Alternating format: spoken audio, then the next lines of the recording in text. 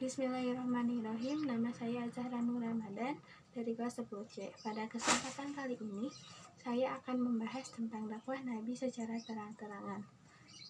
Dakwah Nabi secara terang-terangan dimulai dengan turunnya wahyu Quran Surat Al-Hijr ayat 94 yang artinya, maka sampaikanlah olehmu Muhammad secara terang-terangan apa yang diperintahkan Allah dan berpalinglah dari orang-orang musyrik. Dakwah Nabi SAW pertama kali dilakukan di Bukit Safa.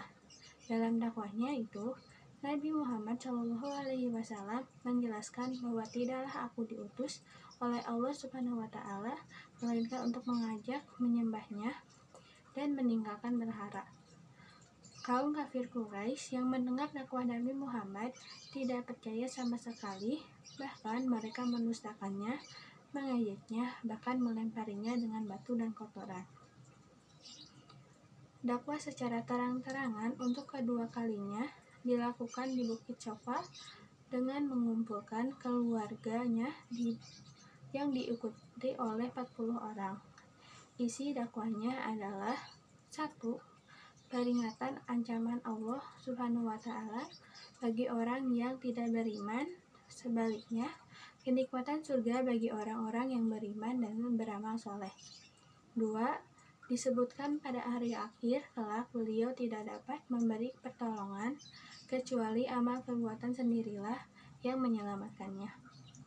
Ketiga, pertolongan kepada keluarganya supaya dapat membantu dan dapat memelihara Islam.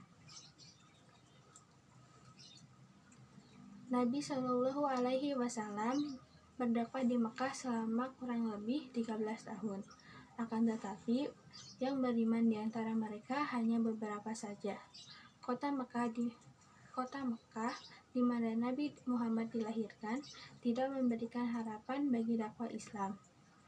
Beberapa tempat pernah dicoba untuk berhijrah, dan ternyata Yasrib atau Madinah merupakan alternatif yang paling baik untuk dijadikan pusat kegiatan dakwah Islam.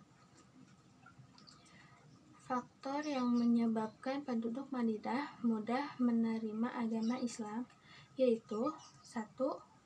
Bangsa Arab Yasrib lebih dulu memahami agama-agama ketuhanan karena mereka sering mendengar tentang Allah, wahyu, alam kubur, hari berbangkit, surga, neraka, dan lain-lain. Kedua, sering terjadi peperangan di antara penduduk Yasrib menyebabkan hubungan antar masyarakat kurang harmonis. Ketiga, penduduk Yasrib memerlukan seorang pemimpin yang mampu mempersatukan suku yang saling bermusuhan. Selama 10 tahun Nabi Muhammad menjalankan dakwah terang-terangan ini, telah terjadi perluasan wilayah kekuasaan Islam dan beberapa peperangan. Di antaranya Perang Ghazwah sebanyak 27 kali dan Perang Syariah sebanyak 28 kali. Dan terjadi pula beberapa peristiwa, di antaranya Perjanjian Hudaibiyah dan Fathul Makkah pada tahun 9 Hijriah. Umat Islam mengambil ahli Makkah dari kafir Quraisy tanpa ada perlawanan dan perang, dan tak ada pertumpahan darah pada perang Fathul Makkah. Ka'bah dan sekitarnya di Masjidil Haram kemudian disucikan dari berhala dan terjadi pula Haji Wada atau Haji Perpisahan yang terjadi pada tahun 10 Hijriah. Dan itulah satu-satunya haji yang dilakukan beliau bersama 100.000 orang kaum muslimin sebelum wafatnya beliau. Maka pada saat itulah Nabi Muhammad SAW membacakan firman Allah Subhanahu wa Ta'ala yang artinya, hari ini telah aku sempurnakan agama bagimu dan aku cukupkan nikmatku kepadamu dan aku telah ridhoi Islam sebagai agamamu. Quran Surat Al-Ma'idah ayat 3. Dan itu merupakan wahyu terakhir yang diturunkan Allah Subhanahu wa Ta'ala kepada Nabi Muhammad SAW. Mungkin cukup sekian yang dapat saya sampaikan. Ditutup dengan doa, Rabbana atina fid dunya hasanah wa fil akhirati hasanah wa qina adzabannar. Wassalamualaikum warahmatullahi wabarakatuh. yang masuk Islam pada periode dakwah Nabi Shallallahu Alaihi Wasallam secara terang-terangan, yaitu yang pertama Ali bin Abu Thalib, Zaid bin Harisah, dan Ja'far bin Abu Thalib, yaitu 3 orang kerabat dari kalangan Bani Hashim yang telah menyatakan diri memasuki agama Islam, tetapi mereka merahasiakannya. Yang kedua, yaitu dari kalangan kaum Quraisy, yaitu Hamzah bin Abdul Muthalib pada tahun ke-6 dari kenabian dan Umar bin Khattab pada 581 sampai 644 Masehi. Yang ketiga, dari penduduk di luar kota Mekah, yaitu antara lain Abu Dzar Al-Ghifari, seorang tokoh dari kaum Ghifar, dan Tufail bin Amr Ad-Dawsi, seorang penyair terpandang dari kaum Daus.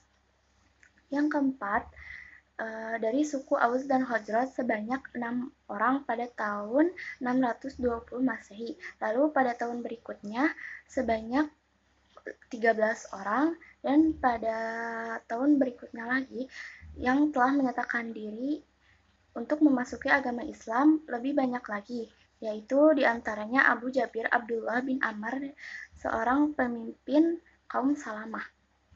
Dakwah Nabi secara terang-terangan memiliki hambatan-hambatan dari kaum Quraisy berupa tindakan-tindakan kaum Quraisy yang menghalangi dan menghambat proses dakwah Nabi Muhammad SAW.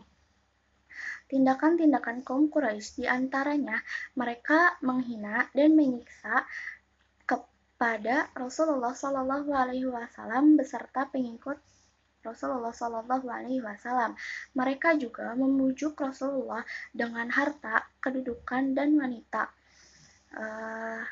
Kaum Quraisy juga mengasingkan dan memboikot Bani Hashim dan Bani Muthalib, serta kaum Quraisy dilarang menikah, berjual beli, dan menolong serta membantu Bani Hashim dan Bani Muthalib.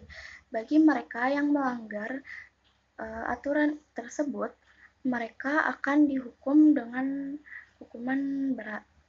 Alhamdulillahirrabbilalamin. Sekian penjelasan dari saya tentang materi dakwah Nabi Muhammad SAW secara terang-terangan.